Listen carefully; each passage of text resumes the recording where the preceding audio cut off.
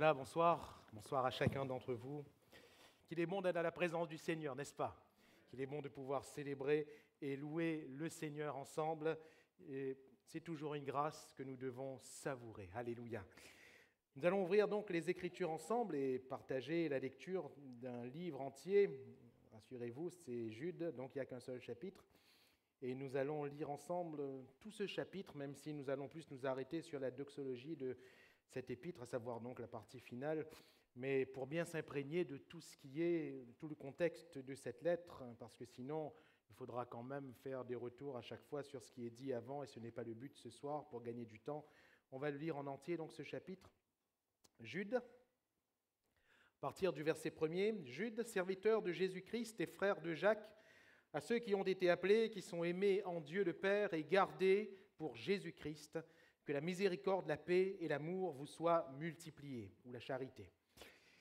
Bien-aimés, comme je désirais vivement vous écrire au sujet de notre salut commun, je me suis senti obligé de le faire afin de vous exhorter à combattre pour la foi qui a été transmise aux saints une fois pour toutes. Car il s'est glissé parmi vous certains hommes dont la condamnation est écrite depuis longtemps, des impies qui changent la grâce de notre Dieu en dissolution et qui renient notre seul Maître et Seigneur Jésus-Christ. Je veux vous rappeler, à vous qui savez fort bien toutes ces choses, que le Seigneur, après avoir sauvé le peuple et l'avoir tiré du pays d'Égypte, fit ensuite périr les incrédules, qu'il a réservés pour le jugement du grand jour, enchaînés éternellement par les ténèbres, les anges qui n'ont pas gardé leur dignité, mais qui ont abandonné leur propre demeure. Que Sodome et Gomorrhe et les villes voisines qui se livrèrent comme à eux à l'impudicité et à des vices contre nature sont donnés en exemple subissant la peine d'un feu éternel. Malgré cela, ces hommes aussi, entraînés par leur rêverie, souillent pareillement leur chair, méprisent l'autorité et injurient les gloires. Or, l'archange Michel, lorsqu'il contestait avec le diable et lui disputait le corps de Moïse, n'osa pas porter contre lui un jugement injurieux, mais il dit que le Seigneur te réprime. Eux, au contraire, ils parlent d'une manière injurieuse de ce qu'ils ignorent et ils se corrompent dans ce qu'ils savent naturellement comme les brutes. Malheur à eux, car ils ont suivi la voie de Caïn, ils se sont jetés pour un salaire dans l'égarement de Balaam, ils se sont perdus par la révolte de Corée. Ce sont des écueils dans vos agapes, faisant impudemment bonne chère, se repaissant eux-mêmes. Ce sont des nuées sans eau, poussées par les vents, des arbres d'automne sans fruits, 2 fois morts, déracinés, des vagues furieuses de la mer, rejetant l'écume de leurs impuretés, des astres errants, auxquels l'obscurité des ténèbres est réservée pour l'éternité. C'est aussi pour eux qu'Enoch, le 7e depuis Adam, a prophétisé en ces termes : « Voici le Seigneur est venu avec ses saintes myriades pour exercer un jugement contre tous et pour faire rendre compte à tous les impies parmi eux de tous les actes d'impiété qu'ils ont commis et de toutes les paroles injurieuses qu'ont proférées contre lui des pécheurs impies. » Ce sont des gens qui murmurent, qui se plaignent de leur sort, qui marchent selon leur convoitise, qui ont à la bouche des paroles hautaines, qui admirent les personnes par motif d'intérêt. Mais vous, bien-aimés, souvenez-vous des choses annoncées d'avance par les apôtres de notre Seigneur Jésus-Christ. Ils vous disaient qu'au dernier temps, il y aurait des moqueurs marchant selon leur convoitise impie. Ce sont ceux qui provoquent des divisions, hommes sensuels, n'ayant pas l'esprit. Pour vous, bien-aimés, vous édifiant vous-même sur votre très sainte foi, et priant par le Saint-Esprit, maintenez-vous dans l'amour de Dieu en attendant la miséricorde de notre Seigneur Jésus-Christ pour la vie éternelle. Reprenez les uns ceux qui contestent, sauvez-en d'autres en les arrachant du feu, et pour d'autres encore, ayez une pitié mêlée de crainte, haïssant jusqu'à la tunique souillée par la chair. Or, à celui qui peut vous préserver de toute chute et vous faire paraître devant sa gloire irrépréhensible et dans l'allégresse, à Dieu seul, notre Sauveur, par Jésus-Christ notre Seigneur, soit gloire, majesté, force et puissance, dès avant tous les temps, et maintenant et dans tous les siècles. Amen. Gloire à Dieu. À celui qui peut vous préserver de toute chute. C'est merveilleux de voir que le Seigneur peut nous préserver de toute chute. C'est merveilleux parce que nous voyons bien que ce n'est pas par nos seuls efforts, que ce n'est pas par notre piété personnelle, que ce ne sera pas parce que nous pourrons faire les uns par rapport aux autres. Non. Mais notre Dieu qui nous a appelés, il est fidèle. Fidèle. Et à l'introduction de cet épître, Jude, qui est le frère de Jésus-Christ, il va dire à ceux qui sont aimés de Dieu le Père et gardés pour Jésus-Christ. Alléluia. Gardés pour Jésus-Christ. Qui est celui qui nous garde? C'est le Seigneur. Qui est celui qui peut nous préserver, et les mots sont forts, nous préserver de toute chute? C'est le Seigneur. Cela veut dire quoi? Que mon frère, ma sœur, si vous et moi nous sommes debout, c'est par le Seigneur. C'est par sa grâce. Ce ne sont pas par nos efforts. Ce n'est pas par notre force.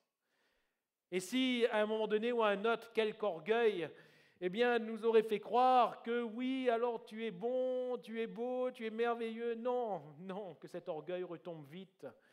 Parce que la parole qui nous apprend l'humilité nous fait vite tourner nos regards vers Jésus. C'est lui qui nous tient debout. Et c'est lui qui nous tiendra debout jusqu'au bout. Nous savons tous qu'il y a des moments qui sont faciles, mais des moments qui le sont moins.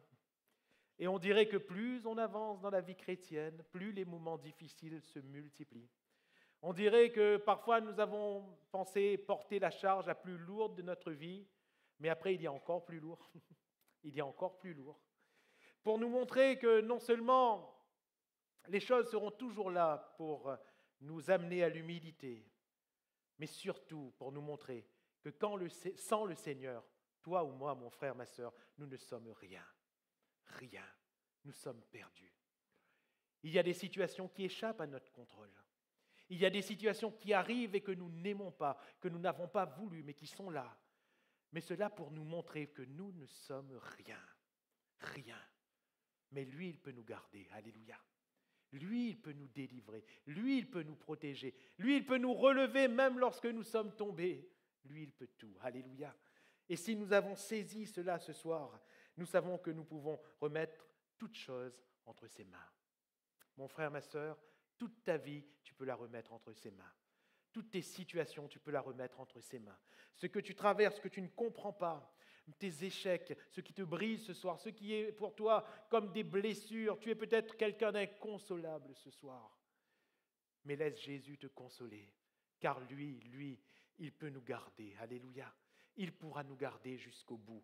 Si nous n'avons pas toutes les réponses ce soir, il nous donnera nos réponses. Si nous n'avons pas, toute la lumière nécessaire, il sera notre lumière. Nous pouvons nous appuyer sur Jésus. Celui qui nous garde, nous sommes gardés pour Jésus-Christ, et laissez-moi vous dire, par Jésus-Christ lui-même. Alors, si lui, il a le pouvoir de nous préserver de toute chute, c'est-à-dire littéralement de nous préserver de tomber, de nous garder de tomber. Est-ce que ça signifie que finalement, il faut juste le laisser faire, nous on n'a plus rien à faire? Si là est la conclusion, laissez-moi vous dire que tout ce qui est écrit dans ce chapitre ne sert à rien. Et j'aimerais vous dire même que tout ce qui est écrit finalement entre la Genèse et l'Apocalypse ne sert à rien. Si c'est à Dieu de tout faire et s'il faut pour nous ne rien faire, tout ce qui est écrit ne sert à rien. Toutes les exhortations ne servent à rien. Les commandements ne servent à rien. La parole de Dieu pour nous ne sert à rien. Et je reviens donc sur la conclusion de ce passage à partir du verset 20, avec un terme qui a retenu toute mon attention et que j'aimerais mettre en lumière vraiment ce soir, sans trahir le texte en quoi que ce soit et tout son contexte. Le verset 21 nous parle de maintenance. Maintenez-vous. Maintenance. En général, c'est un terme qui nous parle bien, surtout concernant la voiture, n'est-ce pas? On achète la voiture, on a dépensé peut-être toutes ses économies, on a fait un crédit 52 mois, je ne sais pas combien. Je ne sais pas combien de traites on a dessus. Et nous, on croit qu'on a fait le plus dur, c'est fini. C'est fini. Mais sauf qu'on a oublié, il y a la maintenance. Il y a la maintenance. Et ça aussi, ça coûte cher, n'est-ce pas? Ça aussi, ça coûte cher. La maintenance, maintenez-vous. Maintenez-vous. Ça signifie que lorsqu'on a acheté le véhicule, oui, le véhicule, il est peut-être neuf, il est peut-être tout juste sorti d'usine, les pièces sont neuves, mais ce véhicule ne tiendra pas s'il n'est pas maintenu. Il ne tiendra pas. Il y a des pièces qui, à un moment donné, par l'usure, vont lâcher. Il y a des choses qui ne tiendront pas.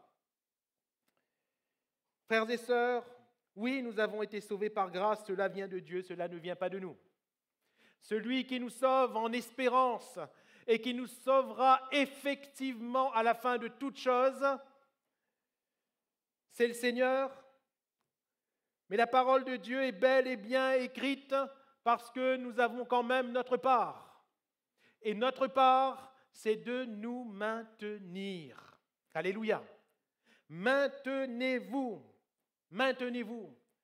Et mes frères et mes sœurs, il faut se maintenir. Il faut rester debout. Il faut persévérer jusqu'à la fin. Car si c'est par la foi en Jésus-Christ que nous sommes sauvés, cela ne vient pas de nous, mais c'est le don de Dieu. C'est aussi celui qui persévérera jusqu'à la fin qui sera sauvé. Il s'agit donc de la longueur et de tenir sur la longueur. Il s'agit pour nous de courir, mais pas d'une course rapide, je dis souvent pas une course de fond. Frères et sœurs, il s'agit de commencer une marche, mais de la terminer. Il s'agit d'être derrière la ligne de départ et de partir, mais il s'agit aussi de franchir la ligne d'arrivée. Maintenez-vous. Maintenez-vous. Se maintenir. Alors, Jude donne tout de suite le cadre quand il dit se maintenir où? Se maintenir dans l'amour de Dieu. Alléluia. Se maintenir dans l'amour de Dieu. Si vous préférez, rester, continuer, persévérer, mais dans l'amour de Dieu. Vous allez me dire, frère, c'est facile parce que Dieu aime tous les hommes. Donc Dieu m'aime ce soir. Oui, on a raison de le dire. Dieu nous aime, c'est sûr. Alléluia. Ça ne vous fait rien? Dieu nous aime. Dieu nous aime. Dieu nous aime. Car Dieu a tant aimé le monde. Et sans l'amour de Dieu, qu'est-ce que nous ferions ce soir? Qu'est-ce que nous serions? Oui, nous parlions de celui qui nous garde, et c'est par son amour qu'il nous garde. Mais la question est celle-ci, est-ce que tous les hommes, toutes les femmes, tous les êtres humains sont dans l'amour de Dieu? J'étaye un petit peu ce que je suis en train de dire. Dieu aime tous les hommes, il n'y a pas de problème. Depuis la première de ces créatures, de ces chefs-d'œuvre, Adam, Ève, jusqu'à le dernier être humain qui foulera le sol de cette terre, Dieu nous aime tous. Tous.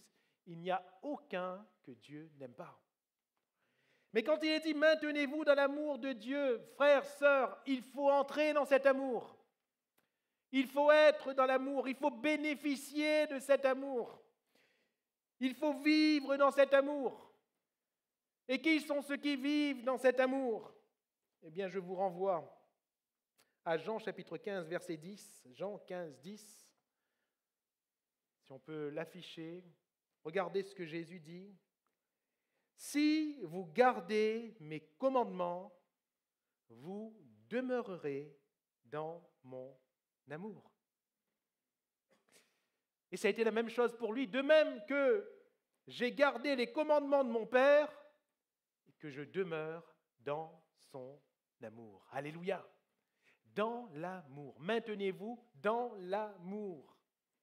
Il ne s'agit pas juste de dire que Dieu m'aime et ça me suffit. Il ne s'agit pas de dire que Dieu aime tous les hommes et donc il m'aime et ça suffit. Normalement, tout ira bien. Normalement, je serai sauvé. Malheureusement, beaucoup iront en enfer et tous ceux qui iront en enfer, Dieu les aime. Oui ou non? Oui. Puisqu'il aime tous les hommes. Mais ils iront en enfer quand même, oui ou non? Oui. Dieu peut m'aimer, mais je peux aller quand même en enfer. Ce n'est pas le but, n'est-ce pas? On ne veut et on prie pour que personne n'aille en enfer. Dieu veut que tous les hommes soient sauvés, parviennent à la connaissance de la vérité. Il veut, mais il y a un prix qui a été payé. Jésus a été offert à la croix pour notre salut. Et c'est pour cela que la Bible nous invite à demeurer dans son amour. Et demeurer dans l'amour de Dieu, c'est quoi? Eh bien, c'est premièrement y entrer. Alléluia. C'est premièrement y entrer. Si vous gardez mes commandements, c'est-à-dire si vous gardez ma parole, vous demeurerez dans mon amour, dit Jésus. Et la parole de Dieu nous dit quoi? La parole de Dieu nous dit que Jésus-Christ, le Fils de Dieu, a donné son Fils à la croix afin que nous soyons sauvés. Il faut donc entrer dans l'amour de Dieu manifesté par le Fils. Comment? En acceptant la croix, en croyant en Jésus. Alléluia.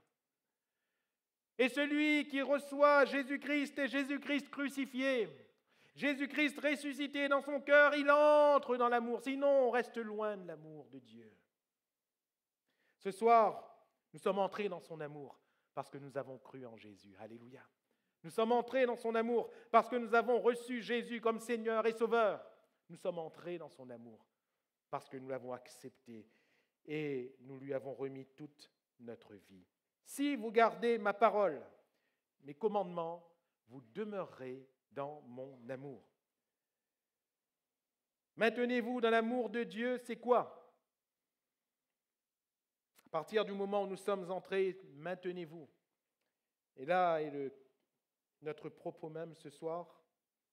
Jude va dire, vous édifiant vous-même sur votre très sainte foi.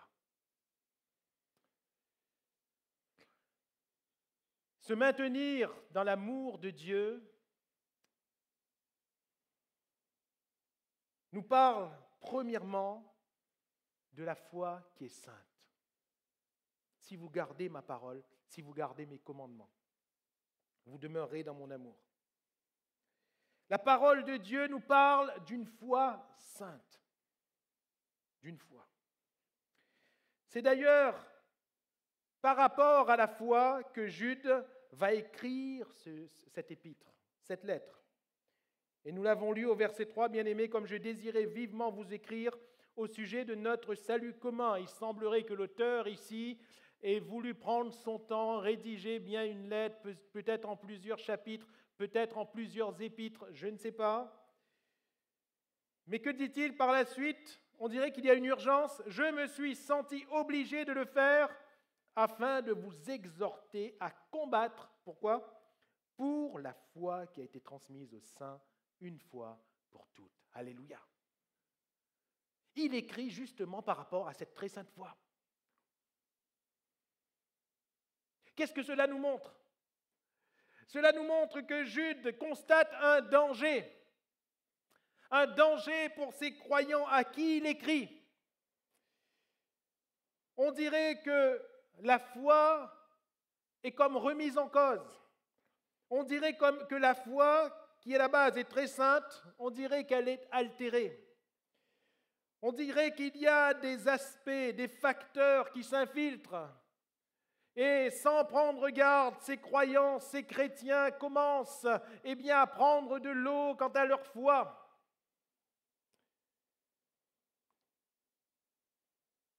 Aussi comme un avertissement, Jude va dire au verset 5, « Je veux vous rappeler que le Seigneur, après avoir sauvé le peuple et l'avoir tiré du pays d'Égypte, il est bien question d'Israël, du peuple, pardonnez-moi l'expression, mais c'est la vérité, du peuple chéri de Dieu. »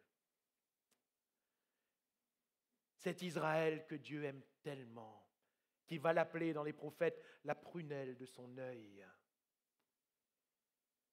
Cet Israël devant qui Dieu va faire éclater sa gloire, à qui Dieu va donner la loi, à qui Dieu va donner même sa présence. Aucune nation n'a connu la présence de Dieu. Israël avait la présence de Dieu en son sein. Alléluia.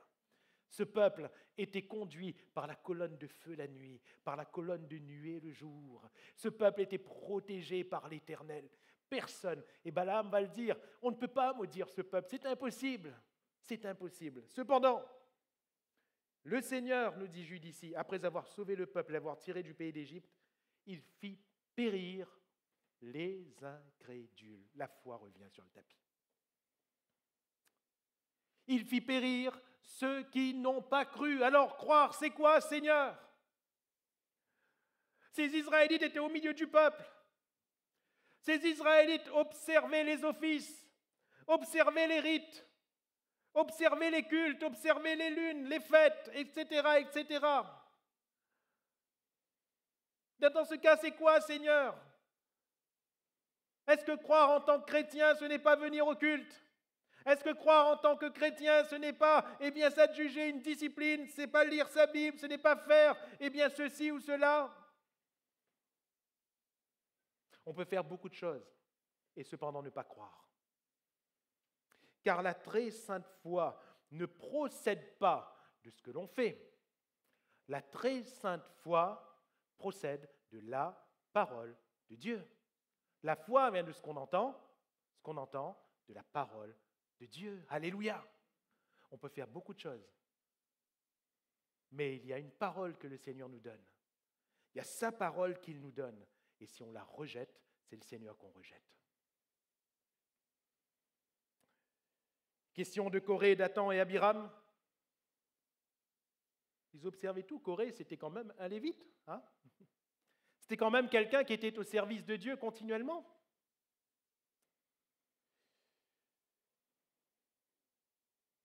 Nous lisons bien dans le psalmiste Cantique des fils de Coré. Ce n'était pas n'importe qui, Coré. Alors lui qui servait le Seigneur, ça a été quoi son incrédulité? Eh bien, il s'est révolté. Il s'est révolté contre le Seigneur. Car Moïse et Aaron vont dire, qui sont Moïse et Aaron? Pour eux, ils se révoltaient contre Moïse et Aaron, contre les conducteurs du peuple. Mais Dieu a dit, c'est contre moi que vous vous révoltez. Parce que Moïse et Aaron, ils sont rien.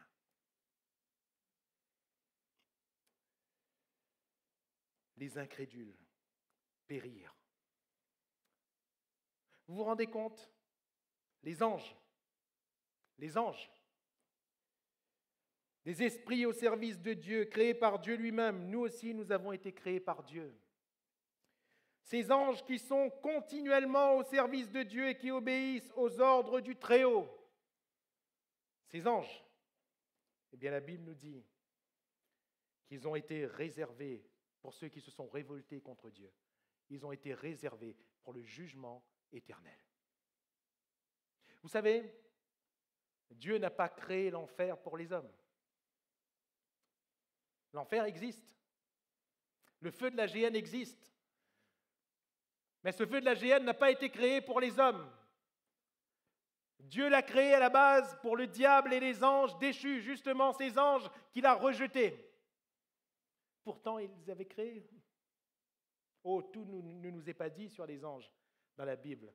Dieu n'a pas voulu qu'on sache tout. Ça, c'est certainement une histoire préalable à la nôtre. Mais cependant, ce que l'on apprend, c'est que des anges se sont révoltés contre Dieu sous la conduite de Lucifer lui-même, l'ange de lumière, et qu'ils ont ensuite été précipités. Pourtant, ils étaient au service de Dieu, continuellement devant la face de Dieu. Vous vous rendez compte? Ils ont été cependant rejetés. Mes frères, mes sœurs,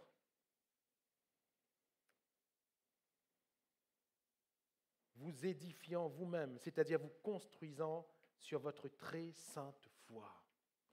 Comment savons-nous que la foi qui est la nôtre est la foi selon Dieu, c'est-à-dire la sainte foi? Et je reviens à cette parole. Jésus a dit, si vous gardez mes commandements, si vous gardez ma parole, vous demeurerez dans mon amour. Alléluia. Maintenez-vous dans l'amour de Dieu. Si vous gardez ma parole, vous demeurerez dans mon amour. La foi nous amène, non pas à nous, non pas à ce que nous allons faire, mais à la parole de Dieu. Qu'est-il écrit? Qui lis-tu? Le Seigneur va dire à cette Église, dans le livre de l'Apocalypse, puisque tu as peu de puissance. Vous savez, ce n'est pas notre puissance qui est importante devant le Seigneur. Parce que la puissance qu'on pourrait avoir, c'est lui qui nous la donne. Ce n'est pas notre puissance qui compte devant Dieu. Parce que vous avez peu de puissance, mais parce que vous avez gardé ma parole. Moi aussi, je vous garderai au moment de la grande tribulation. Alléluia. Parce que vous avez gardé ma parole, moi aussi, je vous garderai. Si quelqu'un garde, si vous gardez mes commandements, vous demeurerez dans mon amour. Alors,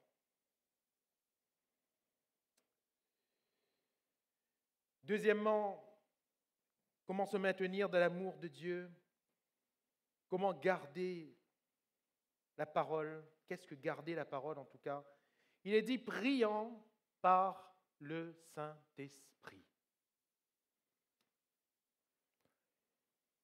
Vous édifiant vous-même sur votre très sainte foi et priant par le Saint-Esprit. Jude ne dit pas priant, mais il dit priant par le Saint-Esprit. C'est différent. C'est différent.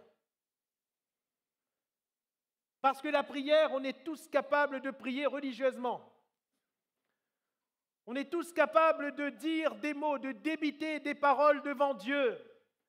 Mais qui sont ceux qui prient véritablement par le Saint-Esprit? Ce sont ceux qui prient selon la parole de Dieu. Alléluia. Ceux qui prient par le Saint-Esprit ne sont pas forcément ceux qui ne prient qu'en langue. Bien sûr que, prier en langue est quelque chose de précieux, de bon. Mais il ne s'agit pas seulement de prier en langue. Il s'agit de prier, pardonnez-moi, je vais un peu paraphraser le fond de ce texte, il s'agit de prier les prières du Saint-Esprit.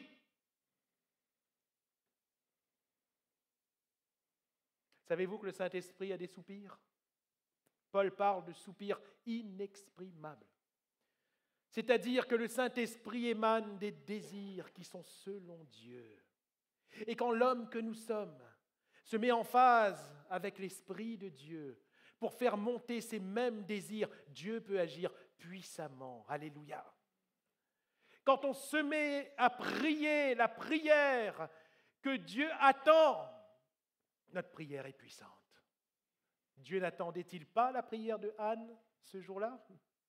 N'attendait-il pas cette prière-là? Pourtant, Anne n'a pas prié en langue. Mais n'attendait-il pas cette prière-là? Si tu me donnes un fils, je te le donnerai, je te prêterai à l'Éternel. Il sera prêté toute sa vie à l'Éternel. N'attendait-il pas cette prière-là? Anne avait prié tellement de fois avant. Mais ce jour, sa prière a eu une toute autre envergure, une toute autre tournure. Vous savez pourquoi? Parce que c'était le vœu que Dieu attendait. Priant par le Saint-Esprit. Pour pouvoir prier par le Saint-Esprit, il faut être rempli du Saint-Esprit. Pour être rempli du Saint-Esprit, il faut chercher le Saint-Esprit. Et chercher le Saint-Esprit, ce n'est pas chercher une masse quelque part, une force quelque part, c'est chercher Dieu. Et nous cherchons Dieu, nous retombons sur les mêmes rails, nous cherchons Dieu lorsque nous gardons sa parole. Alléluia. Et nous revenons à cette même parole de Dieu. Autrement dit, si on reprend dans l'ordre normal des choses, la parole de Dieu dans notre cœur, lorsque nous l'avons reçue en nous, lorsque nous la mettons en pratique, la parole de Dieu dans notre cœur va nous amener sur les rails des désirs de Dieu. Et à partir de là, nos prières auront une toute autre tournure. Alléluia. Que va dire Daniel dans son livre? Je vis par les livres qu'il devait s'écouler 70 ans avant le retour des captifs à Jérusalem. Alors, je me mis à prier. Alléluia. Je me mis à prier. La parole de Dieu l'a emmené sur les rails de Dieu. Priant par le Saint-Esprit. Jacques rejoint cette même pensée. Quand il va dire, vous priez, vous ne recevez pas. Frère, sœur, tu veux savoir pourquoi tu pries, tu ne reçois pas? Combien de fois en tant que croyant, même moi, je dis, Seigneur, m'y demande, m'y gagne pas. Je prie, mais je ne reçois pas. Jacques va le dire, c'est un peu dur ces mots, hein. Mais Jacques, il va le dire. Vous priez, vous ne recevez pas parce que vous demandez mal. Vous demandez, non pas selon l'Esprit de Dieu, non pas selon la parole de Dieu, mais vous demandez selon vos passions, selon vos convoitises. Autrement dit, je vais faire simple, vous demandez ce que vous avez envie. Mes frères et mes sœurs, laissons ça pour les enfants. Quand on apprend la prière aux enfants, quand j'apprends la prière à mes enfants, quand ils veulent quelque chose, je dis demande à Dieu. Quand on passe dans le magasin, qu'il voit un jeu et dit papa, il veut ça, je demande au Seigneur. Ou bien écrit Père Noël. Laissons ça pour les enfants.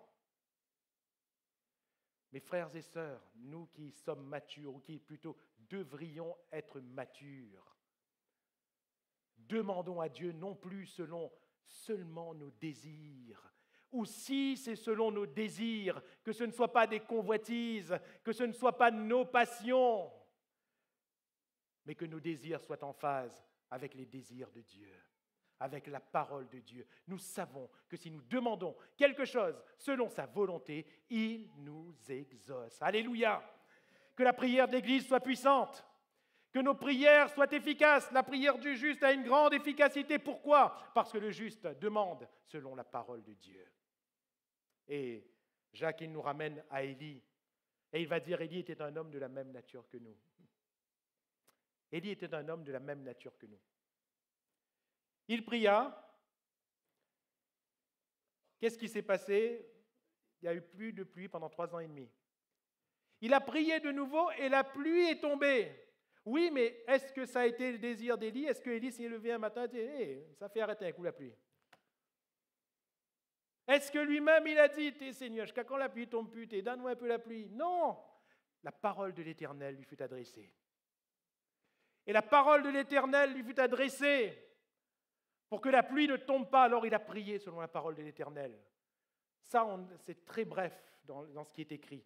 Mais ce qui est un peu plus développé, que nous connaissons dans ce qui est écrit, après que le feu soit tombé du ciel sur l'autel devant les faux prophètes, 450 faux prophètes de Baal, 400 faux prophètes d'Astarté, après que le feu soit tombé, il est monté sur cette montagne après avoir donné à Akab la parole de l'Éternel. Monte, mange, car la pluie va tomber.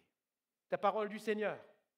Et ensuite, il est monté sur la montagne pour prier, afin que cette parole s'accomplisse. Alléluia. Est-ce que nous comprenons, est-ce que nous voulons comprendre que la prière efficace, et c'est là que Jacques dit la prière du juste, c'est dans ce contexte qu'il prend l'exemple d'Élie, la prière du juste a une grande efficacité.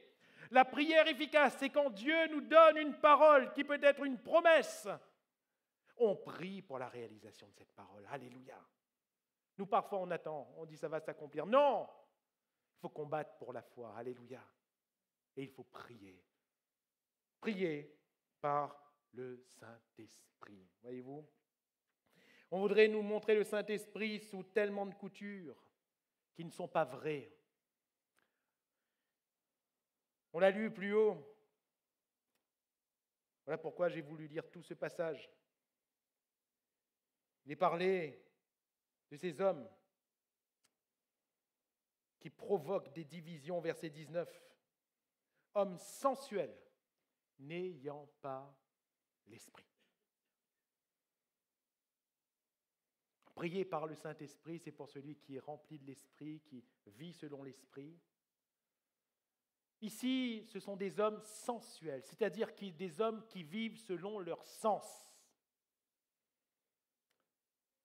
Des hommes qui vivent selon leur sens et qui attribuent ce que leur sens leur dicte à l'Esprit de Dieu. C'est l'Esprit qui me dicte. Non, ce n'est pas l'Esprit, ce sont tes sens. Ils ne prophétisent pas selon l'Esprit, ils prophétisent selon leur sens. Ils ne donnent pas une parole à quelqu'un selon l'Esprit, ils donnent une parole à quelqu'un parce qu'ils ont compris que là, ils vont gagner quelque chose. Tels sont les faux prophètes. Et ce qui nous fait plus froid dans le dos, Parce que la Bible nous dit qu'il s'est glissé, on l'a lu ensemble, au milieu de vous. Faisons attention à ce qui se glisse au milieu de nous.